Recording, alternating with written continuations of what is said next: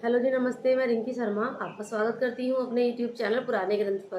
देखिए, जैसे कि आप लोगों ने थंबनेल में देखा होगा, आज जो बच्चे छोटे रह जाते हैं, मैं उनकी लंबाई बढ़ाने के बारे में एक छोटा सा नुस्खा लेकर आई हूँ।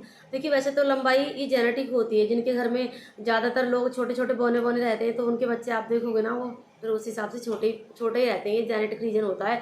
लेकिन आप इसमें भी इस दवाई को यूज़ करते हैं, बहुत आराम से यूज़ कर सकते हैं। कोई साइड इफेक्ट नहीं रहेगा और बहुत आराम से ये काम करेगी। मैंने कम से कम 10-11 साल से इस दवाई को ट्राई किया हुआ है, आजमाया हुआ है। और जिन बच्चों की लंबाई नहीं बढ़ रही है, बढ़ना रुक गई है, और 18 साल से नीचे के बच्चे हैं और 10 साल से ऊपर के, ये इतनी जो बीच के साल है, इसमें इस दवाई को आप दे सकते हैं। और 10 साल से छोटा बच्चा है तो उसको दवाई देने की कोई ज़रूरत होती नहीं है, क्योंकि 10 साल के बाद पता लगता है कि बच्चा छोटा रहेगा या फिर उसकी लंबाई अच्छे से तेज हो जाएगी। और यदि आपका बच्चा 10 साल का हो गया है, 11 साल का हो गया है, 12 साल का हो गया, और आप देख रहे हैं कि उसके साथ के बच्चे ज़्यादा लंबे हैं और वो उसकी लंबाई उस तरह से नहीं बढ़ रही है जिस तरह से बढ़नी चाहिए, तो उस टाइम पर हम उसको अच्छे से खान पीन दें और डाइट अच्छी करवाएं थोड़ा सा। और जो ये मैं दवाई बता रही हूँ, इसको निरंतर चालू रखें तो लंबाई बढ़ जाती है, ऐसा मैंने देखा है। और बहुत ही पेटेंट दवाई है ये। और जो भी जिनके घर में मम्मी पापा छोटे हैं बच्चों के तो उनको फिर चिंता करने की बात मतलब चिंता करनी चाहिए उनको। अपने बच्चों को देखना चाहिए कि वो और बच्चों के मुकाबले उनकी ग्रोथ में थोड़ी कमी है तो फिर आप ये वाली दवाई बनाएं और फ़ायदा उठाएं। आप इसको क्या करना है, ज़्यादा लंबा चौड़ा कोई इतना बड़ा मैं मेडिसिन का भंडार नहीं बताऊंगी, सिर्फ एक दवाई आपको लेकर आनी है। और दवाई का नाम भी मैं आपको बताने जा रही हूँ। आपको लेके आनी है नागौरी अश्वगंधा। नागौरी अश्वगंधा, अश्वगंधा तो देखो अश्वगंधा ही होती है, लेकिन नागौरी इसलिए बोलते हैं क्योंकि ये नागौर जिले में पाई जाती है। और वो उसकी गुणवत्ता जो और जगह की अश्वगंधा होती है ना, वो ज़्यादा मतलब ज़्यादा अच्छी मानी जाती है और ज़्यादा अच्छे उसके रिजल्ट आते हैं। तो इसलिए ही आयुर्वेद में नागौरी अश्वगंधा का ही जहाँ भी है लिखा हुआ है कि नागौरी अश्वगंधा ही इस्तेमाल करें। तो आपको जितनी भी आप क्वांटिटी लेके आए, शुरू में आप 100 ग्राम ही लेके आ जाएं, काफ़ी रहेगी। तो आपको क्या करना है वो अश्वगंधा की जो जड़ होती है, जड़ टाइप की होती है, लकड़ी टाइप की है, इसको दूध में उबालें। और दूध में उबालने के बाद इसको छाया में सुखा दें।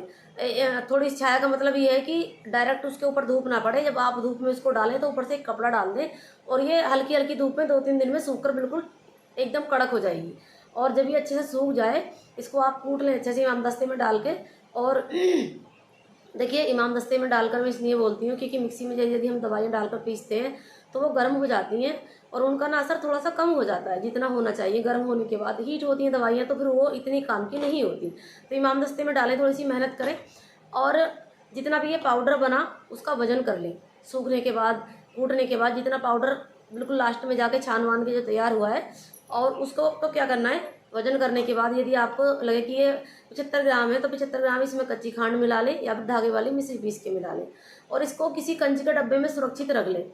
और ये लंबाई बढ़ाने के लिए बहुत ही बेस्ट मेडिसिन मैंने आपको बताई है। यदि आपका बच्चा 10 साल से ऊपर का है तो उसको 4 ग्राम आप दे सकते हैं, 3 या 4 ग्राम। और यदि 15 साल का है तो 4 ग्राम बिल्कुल पक्का दें। लेकिन 10 साल 12 साल का है तो फिर 3 ग्राम दें, 4 ग्राम शायद थोड़ी सी ज़्यादा हो जाएगी। और यदि आप बिल्कुल 18 साल के हो चुके हैं तो फिर इसको आप 6-7 ग्राम की मात्रा में ले सकते हैं। और इसको सोते टाइम 1 चम्मच आप लें और ऊपर से गो दूध यानी कि गाय के दूध के साथ निवाया गर्म करा। और गर्म करने के बाद जब गुनगुना रह जाता है, उसको हल्का नीम गर्म बोलते हैं, उसके साथ इसकी रोज 1 खुराक सोते टाइम लें। और इसको 45 दिन लगातार करें। 45 दिन में आपको इसके फ़र्क दिखेंगे, लंबाई में आपको 45 दिन में फ़र्क दिख जाएगा जितना भी आएगा। और इसका मैं बताती हूँ, इसके जो गर्म प्रकृति वाले लोग हैं वो इसको इस्तेमाल सर्दियों के टाइम पर करें, क्योंकि सर्दियों के टाइम में इसका जो अनुपान है बहुत ही लाभदायक होता है, क्योंकि अश्वगंधा की तासीर थोड़ी सी गर्म होती है। तो आप इसको जब ज़्यादा ठंड पड़ती हो इस्तेमाल उस टाइम पे करें तो बहुत अच्छा रहेगा। 45 दिन करें लगातार। 45 दिन करने के बाद बीच में 15 दिन का गैप लें, उसके बाद फिर दोबारा से 45 दिन करें।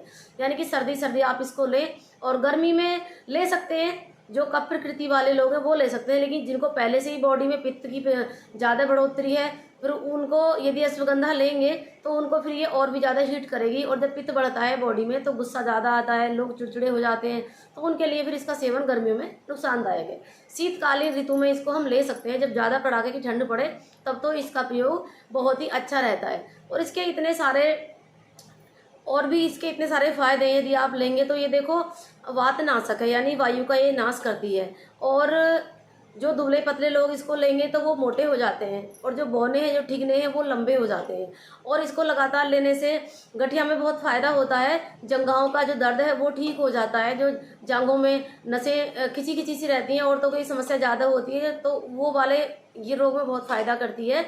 और वीर्य को ये बढ़ाती है, धातु पौष्टिक करती है। ये इतने सारे इसके हैं, और ये आपके शरीर की पीड़ा को नष्ट करके, कमजोरी को नष्ट करके बलवर्धक, ये एक बहुत अच्छा रसायन है। आप इसको इस्तेमाल करें, बहुत ही ज़्यादा इससे फ़ायदे होते हैं। और लंबाई में तो देखो ये सोने पे सुहागा है ही। यदि आपको लग रहा है कि हमारा बच्चा थोड़ा सा लंबा कम हो रहा है, इसकी लंबाई कम बढ़ रही है, तो देखो मम्मी पापा को पता लग जाता है, क्योंकि उसकी उम्र के साथ के जो बच्चे हैं वो तेज ऊपर से लंबे हो गए और वो आपका बच्चा छोटा ही रह जा रहा है। तो आप समझ लीजिए कि आने वाले टाइम में हमारे बच्चे की लंबाई कम रहने वाली है। तो आप इस चीज़ का सेवन कर सकते हैं। तो मैंने आपको ये बता दिया है, बिल्कुल ही निरापद है, कोई इसका साइड इफेक्ट नहीं है। और जिनको गठिया की शिकायत है वो भी इसको इस्तेमाल कर लें। जिनको पतलापन रहता है शरीर में और उनको मोटा होना है, लगता है कि हम थोड़े से, हमारे गाल हमेशा पिचके रहते हैं, तो और चेहरा इससे कांतिमान बनता है। जब धातु पौष्टिक होता है अंदर शरीर में, धातु की क्षीणता को नष्ट करके धातु को पुष्ट बनाता है ये। और जो विलयनाश हो चुका है उसको दोबारा से पुनर्जीवन देने का काम करता है। तो आप इसको आराम से इस्तेमाल कर सकते हैं और इसका फायदा उठा सकते हैं। और मेरा चैनल सब्सक्राइब भी जरूर करें। यदि आपको इतना रत्ती भर भी मेरी बातों पे सच्चाई लगी है, विश्वास हुआ, तो मेरा चैनल सब्सक्राइब भी जरूर कर लें, और वीडियो शेयर भी करें और लाइक भी करें साथ में। और देखो अगली में वीडियो फिर कुछ ना कुछ टॉपिक पर लेकर आती रहती हूँ, कुछ और बताऊंगी आपको नया। तो मेरा वीडियो देखने के लिए धन्यवाद।